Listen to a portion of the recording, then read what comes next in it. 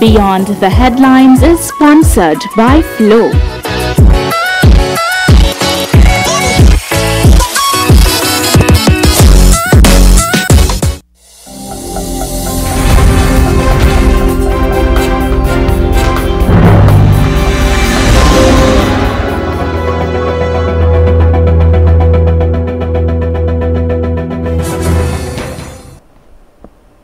Let's continue now beyond the headlines, brought to you the kind compliments of St. Lucia's #1 telecommunications provider, Flow.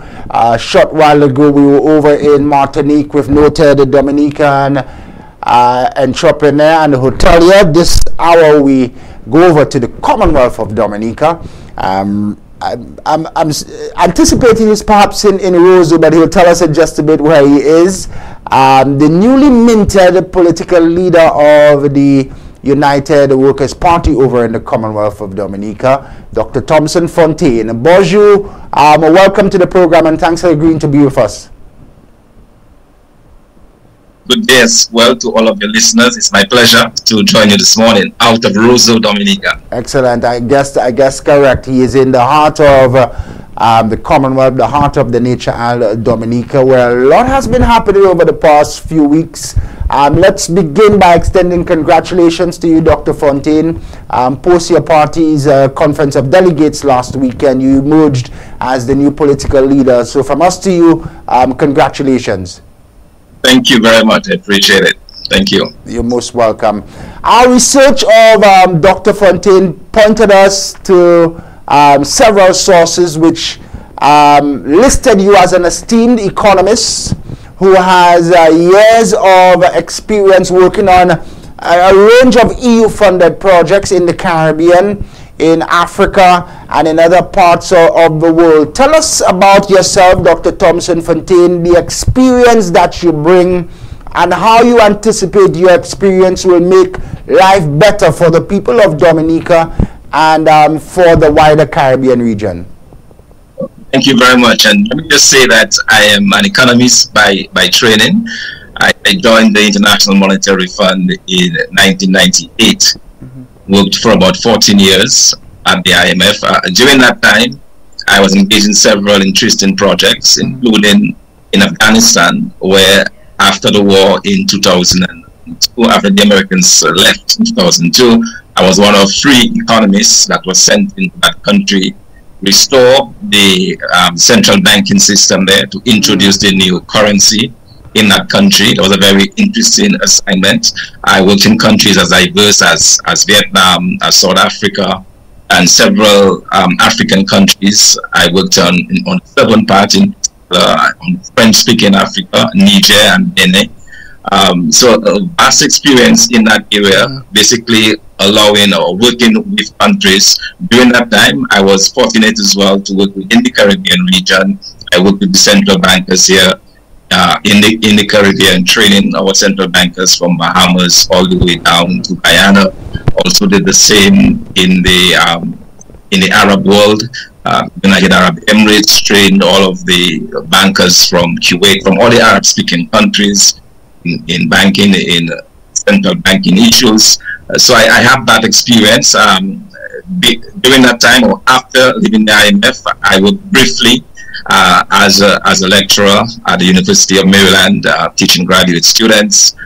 In Dominica, I have worked as a school teacher, a high school teacher, also at our college, and then worked at the statistical office, where I was the chief of the deputy chief there in the statistical office of our Ministry of Finance. After having left the fund as well, I worked on a very important project in St. Kitts, an EU-funded project to devise a debt strategy for that country.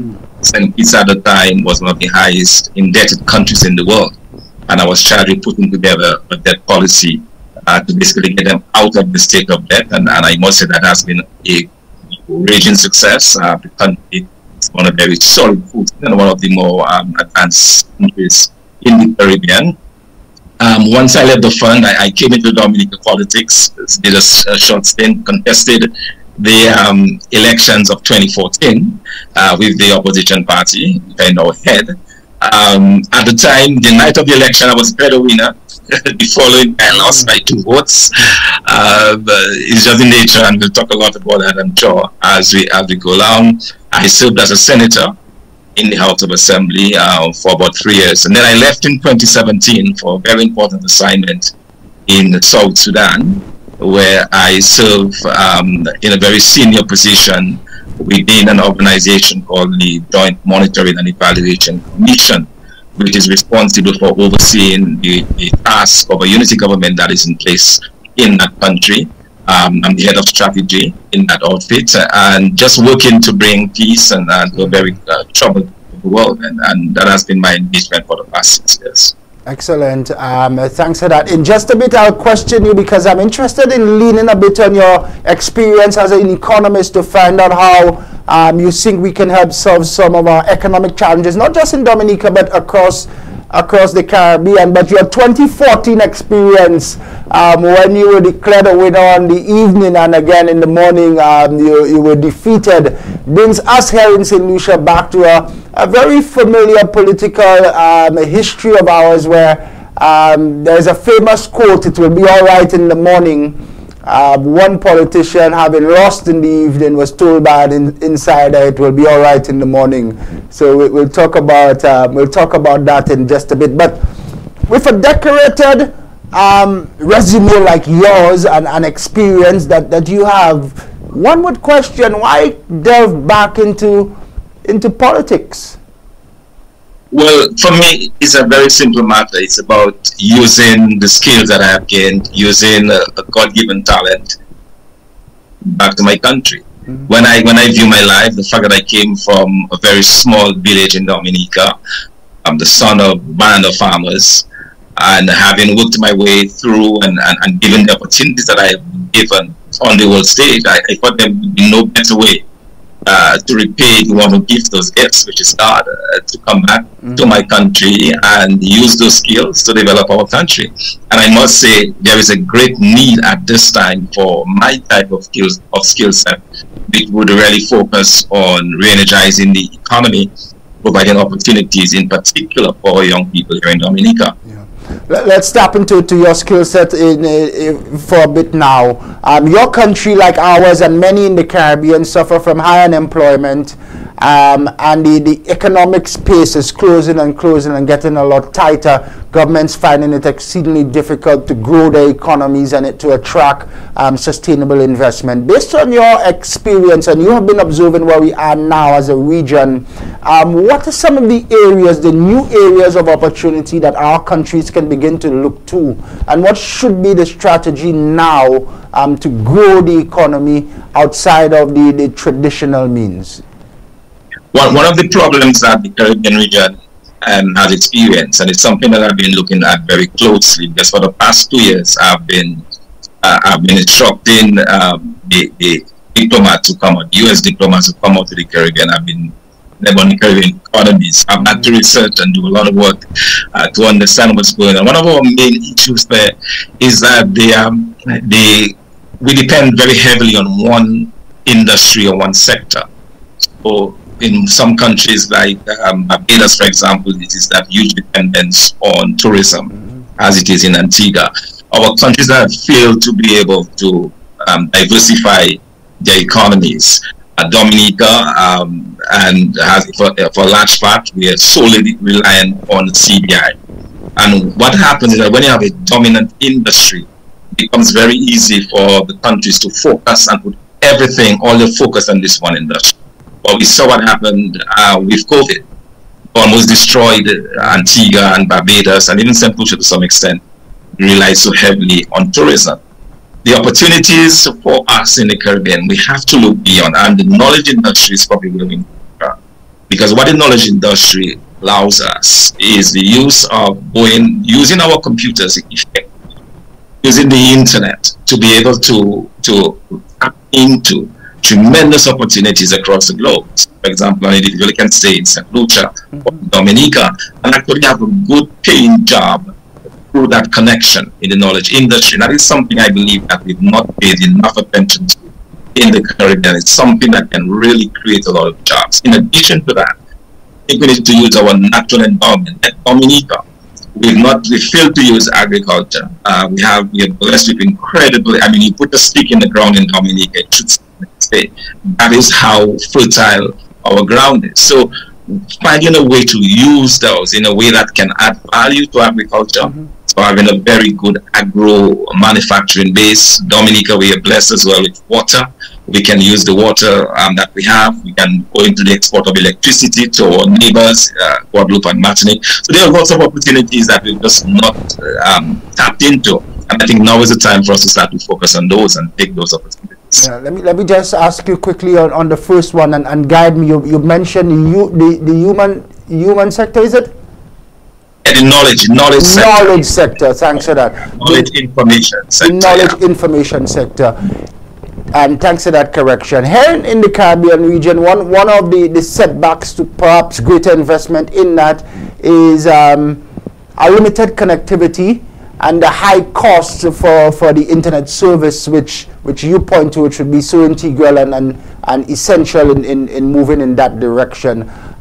We must first begin there and try to make the service more available at better rates for our consumers, you think?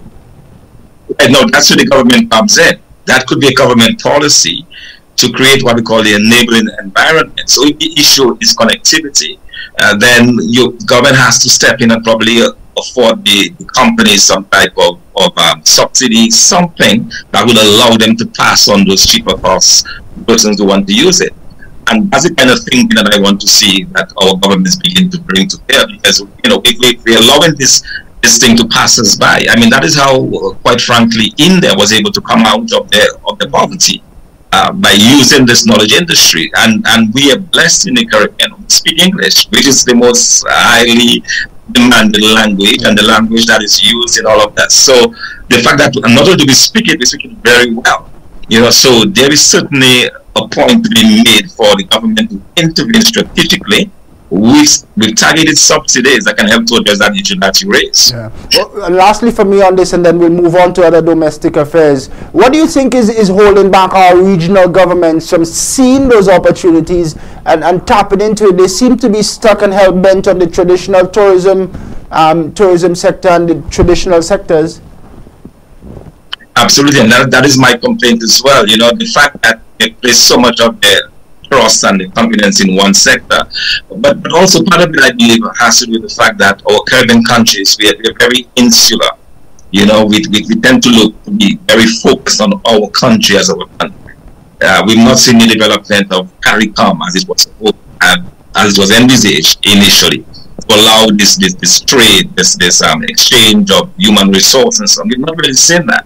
And I think that is the direction that the region needs to move in, because it will allow us to make better use of our resource. And I speak to you, our best resources, they don't reside in St. Lucia or Dominica. They reside probably in the UK or in the US or in Europe. So we have to find a way to attract those resources back. It can help us create those jobs. I think about the knowledge industry. We have to begin to engage our diaspora to set up those companies on their side that they can then tap into our resources here in the Caribbean. So these are some of the issues that I would like us to begin to think about more definitively and create more opportunities for young people. Because if we do that, we can help stem the flow or this outward migration and this brain drain that we have also evident in our islands. Interesting perspective, and I thank you for sharing, Dr. Fontain. On the domestic front, your citizens are headed back to the polls in a few days' time on the 6th of December. Ever since the last election in 2019, there have been eyes focused on the need for electoral reform over in the Commonwealth. Your Prime Minister, Honorable Skerrit, had appointed a learned gentleman, and we know the story, to begin the process of reform. Just as the gentleman was prepared to make a submission of the report inclusive of draft regulations, draft legislation, your Prime Minister called a snap general election. Let's talk about your 2014 experience and how you think that is and provides real evidence for the critical need for reform of your electoral process in Dominica. Indeed. In fact, since 2009, electoral observers from the OAS, from the Commonwealth Secretariat, have been talking about the many problems that we have in our electoral system. At the heart of this is a situation where you have a bloated voters list. We have a list of about 75,000 people in a population of about 70,000 people. But that really opens up the system for all sorts of manipulations. And this current government has made explicit use of this. And it's quite simple. It's a very simple technique that they've used. Bear in mind, Dominica has 21 constituencies. The average size of a constituency is about 2,000. Right? You have very razor-thin margins by which each constituency is decided upon. So it is very easy for the government to look at where they may be losing marginally and bring persons on targeted because they have those deep pockets of the CBI money. They can go up their charter planes, get people in the morning of the election, fly them out at night. These individuals don't have to take leave from their work. They don't have to ask for time out. They can just take a sick day, they come to Dominica, they vote, and they leave. And that has been used since 2009, increasingly so as we've moved down, and has been supported by the observers. But more importantly, we have, and I heard Mr. Sam Raphael earlier, and I will have some more to say about his particular comments. But it is very interesting to note that the CCT, which had a chance to look at some of the petitions, because every election since 2009 we have been signing petitions. We have been at the receiving end of a very unjust legal system where these things have been thrown out. So, for example, in this last election, where individuals brought solid evidence that there was cheating in the election, this was summarily thrown out. When it got to the CCD, they said, but wait a minute, this should really have been looked at by the judge in the first instance. They could not understand why solid evidentiary events were not taken up by the judge. So they had something to say about that. And they talk about the taints in our election. And they made it very clear, although it's a non-binding opinion, because they were not permitted to, in that case, make a ruling that was done at the OECS court. They indicated that, you know, there were lots of things in Dominica election that makes it wholly and just wholly unfair, and that their recommendation to the government was not to allow the country to go for another election with the things that they saw in the 2019 election and similar things. And the Prime Minister, to his credit, on the day of the election in 2019, he made a solemn promise to the Dominican public. He said, I have heard about the vexing issue of electoral reform. I hear you. I'm going to correct this, and this will be a priority for me in the first 100 days. And he went on to hire Sir Dennis Byron. So it is more than passing strange that just when Sir Dennis Byron is now to give this report, the government suddenly calls elections. And I heard my dear friend Sam say that the election that it was losing up. Losing its membership and so on. That is absolutely not true. The Prime Minister called an election that early because he realized that there was a growing chorus of discontent with his administration. Number of persons within the Labour Party were now turning towards the opposition, and he realized that if he were to remain for the 2 years, which would allow electoral reform and have new elections, there was absolutely no way he could win. And so he tried to beat, to beat all of that by calling elections. But in the process, he went against a fundamental law, and which is what we have faith and confidence in our public officials. That when a public official makes a promise to the people, we will expect him to follow through on that promise. His promise to us was that we would have electoral reform before the next election. And he's failed in that promise. He's deceived an entire population of Dominicans. Why would you think the Prime Minister would do such? I believe he is just looking for his own self-preservation. As I said, it was clear from what his pollsters were telling him that he was losing ground rapidly. Because what has happened in Dominica, our country has failed to progress economically. We have thousands and thousands of unemployed youth in this country. We have individuals who cannot find opportunities. Our private sector has been shrinking over the past years under this administration. So we've counted thousands of businesses that are closed in Dominica. Some of your listeners in St. Lucia would recognize, like Bello, I would sell excellent products across the Caribbean, like the Dominica coconut products. Bello was in existence for over 100 years, and it failed under this government. BCP One of the best examples of local entrepreneurship in Dominica was shut down under this administration. Several of the businesses have closed over the years in the loss of thousands of jobs. We estimate over 4,000 jobs lost in Dominica as a result of those policies of the government. So as a government, where the people realized that it's simply not working for them, and they were prepared, and they were hearing the noises on the ground. They were saying it in their home polling that the Prime Minister was getting increasingly unpopular in Dominica. This is no longer the spirit of 2004. He's simply a shadow of his former self in every aspect. He's lost that appeal to the Dominican public. He can no longer inspire the Dominican populace.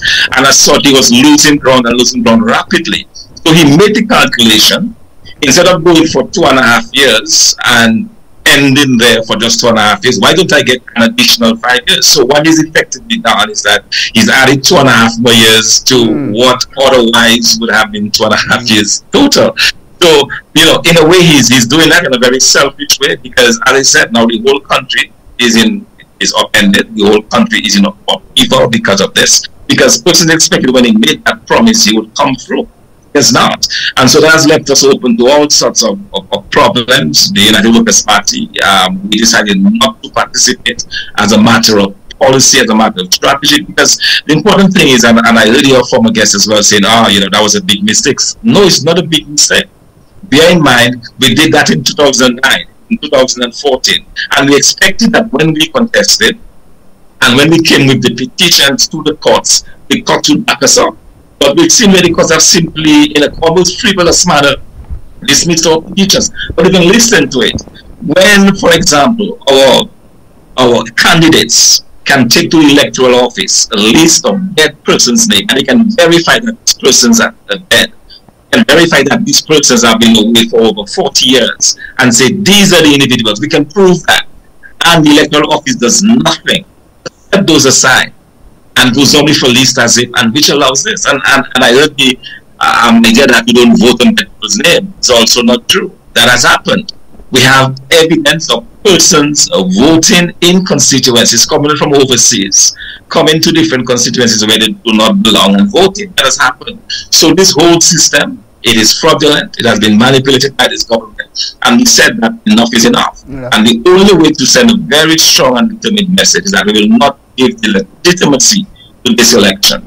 And the way we do that is by staying out of the election and pushing really hard for electoral reform. And that we will do. My goal and my #1 priority as a leader of this United Workers' Party, electoral reform. And we will neither rest nor sleep until we have electoral reform. Yeah. My previous guest, just like you, Dr. Fontain, intimated somewhat that the Prime Minister was playing good strategy, knowing full well that there was some momentum building within the opposition ranks. I say he intimated such because in my discussion with him, he revealed that the Prime Minister perhaps would not have liked to see his legacy diminished by a new government.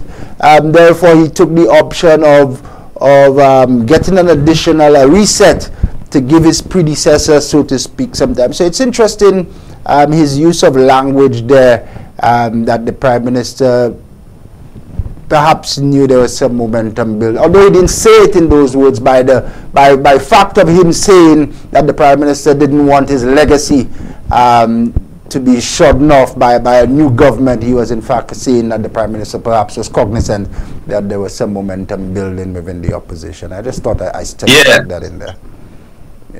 Yeah, absolutely. And it is a strategy. It's one of self-preservation.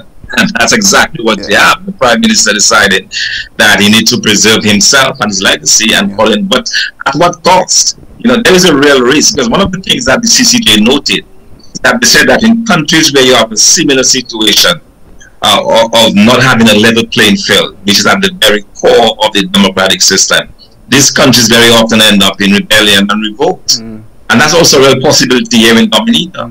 Not that we are putting it as an opposition. Our opposition has been very clear. We, as a responsible opposition, we will do everything within the law, including civil disobedience, including protest, but within the law. We are not advocating for violence. But I'm saying what the CCJ has said, that there is a potential when people get angry. You know, we have had to be talking to our members to just follow the law and keep calm. But it is very hard when you attack people in such a vicious manner. To think of it, you have 2.5 years to do those reforms, which, by the way, would have been completed by April of next year. Yeah. That's the amount of time that Sudan is actually given for those reforms to happen and for the legislation to go forward. So by April of next year, we could have had all the reforms in place. We could have a new voters list, and elections would have been called then. You could have waited 4 or 5 months. The question is why? It is self-preservation. It is because he realizes, for the reasons that I have outlined, that his tenure in Dominica is no longer tenable. And the people of Dominica are rightly fed up with this prime minister. Because after all, he's destroyed the country. Dominica is a shadow, just like the prime minister is a shadow of his former self. Dominica is a shadow of his former glory. Imagine a country that used to generate over $100 million in bananas a year. And now our total exports is less than 10,000 EC dollars, 10 million EC dollars. That is where we've come from, you know, under this administration. So the evidence is clear. Our farmers have been completely destroyed. Our once proud farmers who paid for the children to go to school now have to go on bended knees to the prime minister to get the children scholarship. My parents were able to pay for my schooling because they were hard working farmers, and they were given the opportunity to export by the government at the time. Not so this government. It's changed Dominica into a very mendicant society, a society where the majority of them feel it is okay to come to him. It's giving people free homes, which they obviously cannot maintain. And you know, so you have all of those issues that people are saying, enough. They really want to change. And you know, who can solve them? Yeah. We need that change in Dominica. Yeah. What options are available to you, Dr. Fontain, with a few days before the election is held? Your Prime Minister is hell-bent on going to the polls on December the 6th. We've had reports of some international observers already en route to the Commonwealth to see the process. What options are available to you, legal and otherwise, to continue to advance your agenda of electoral reform? And even after the 6th of December, with no apparent representation in the Parliament where the reforms will be first debated, what are the options available to you and other national interests? Yeah, well, there is a legal challenge before the courts, so the courts are hearing a legal challenge that should run through before next Tuesday. We have also appealed to the President of Dominica, because under Article 58 of our Constitution, he has executive authority. And what we have asked him to do is to rescind that election rate, postpone the holding of elections until such time, and use it under this executive authority to do it until such time that we get those reforms. That he should not allow, and that he has a responsibility for the safety of the people of Dominica, for the safety and the security of the people of Dominica. And that responsibility then permits him to suspend the election, get the electoral reforms, and then allow it to go through. He has that authority. So we've appealed. Your president several has said that he doesn't see the need for such. He has said that. Yes, he's said that, but we believe he's wrong, and we continue to appeal to his good senses. We continue to appeal because we believe that anything could happen between now and Tuesday, and we certainly do not want to see Dominica go down the route of violence, or to see our beautiful the peace and tranquility of our country disturbed. And they say that the president has within his powers to act.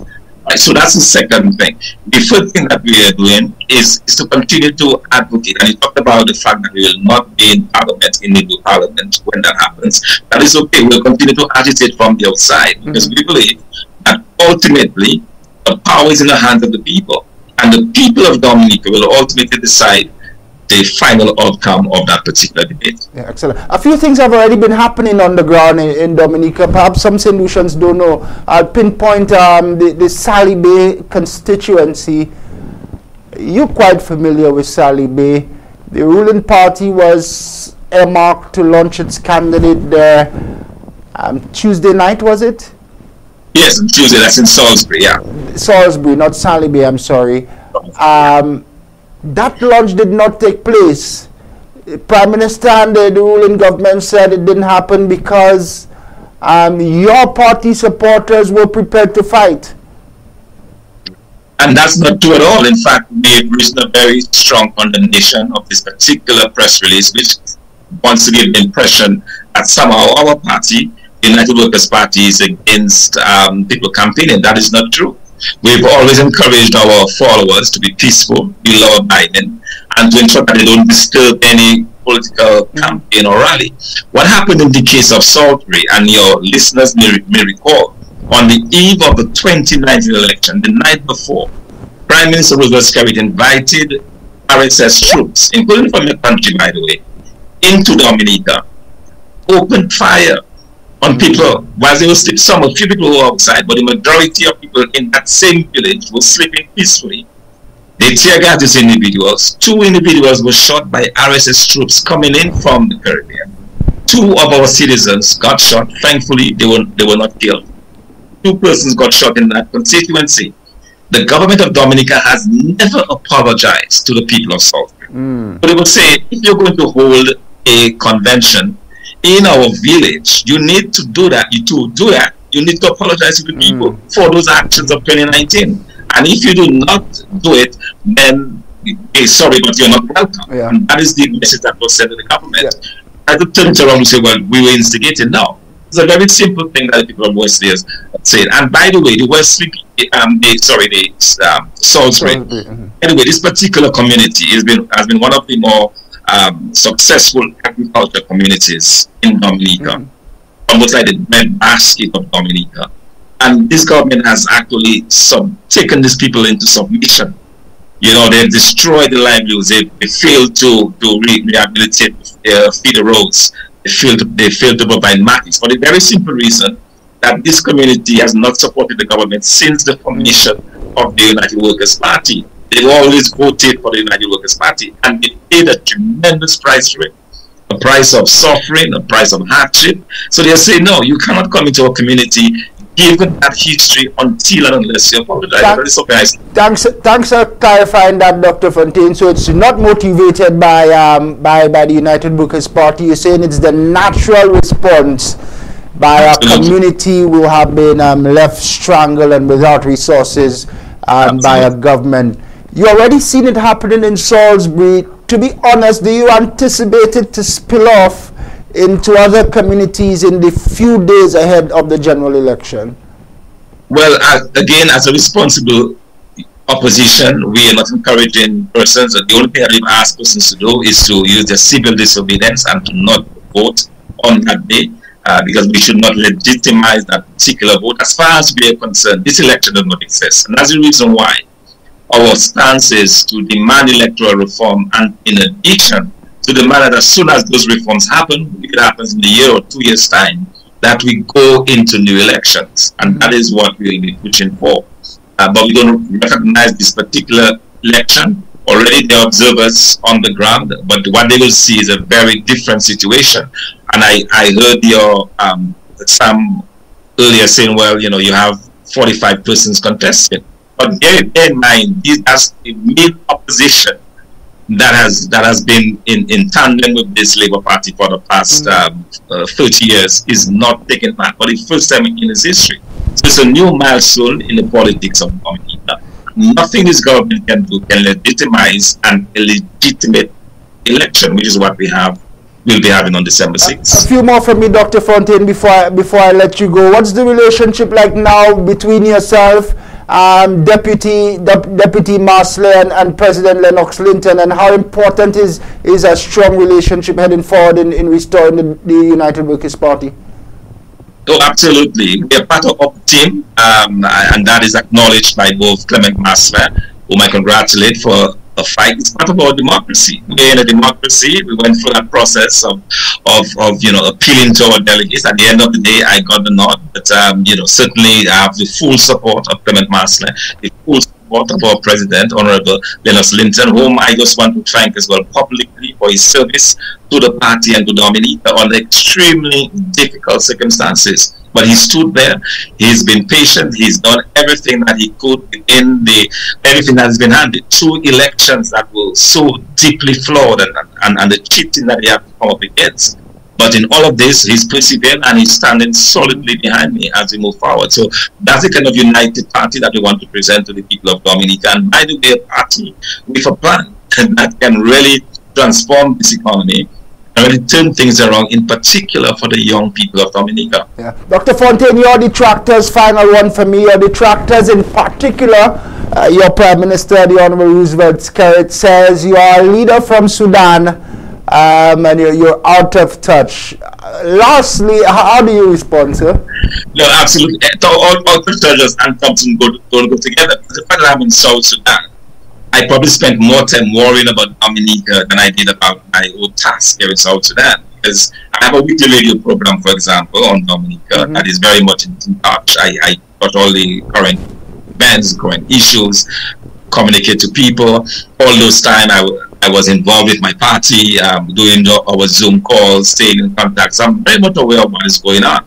And that's why I could tell you so conclusively that this Prime Minister is also part of the people of Dominica. That's why I could tell you so conclusively that he was losing ground in several constituencies, and that's the reason why he called the election. And I know that because I've been in touch throughout and staying on top of what's going on in my beautiful Dominica. Yeah. Nice chat this morning. I'm optimistic that we'll get another opportunity in the future to talk regional development, tap into some of your ideas. But excellent having you on this morning. Breath of fresh air. Thanks for coming on. Thank you very much. That's been my pleasure. Thank you. Dr. Thomson Fontain, he is the new political leader of the United Workers' Party over in Dominica. His election took place this past weekend on Sunday.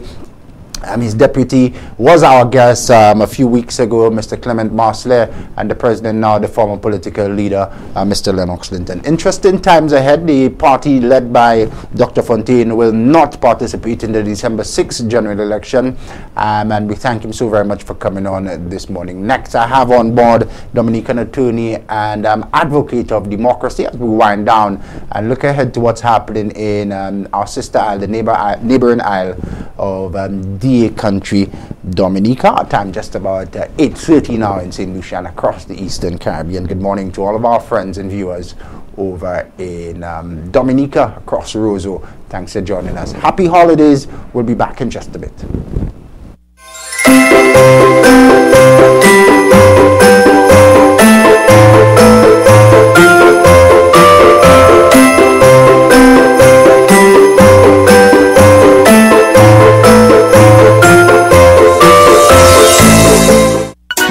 After a long year of waiting, Flow brings you the magic of Christmas giving. Discounts on devices to bring you closer to your loved ones. Prizes to enjoy with your family and friends. And the best in entertainment bundles for everyone to gather around. This Christmas, one gift brings many more. Like more data and speeds to share everything with the family.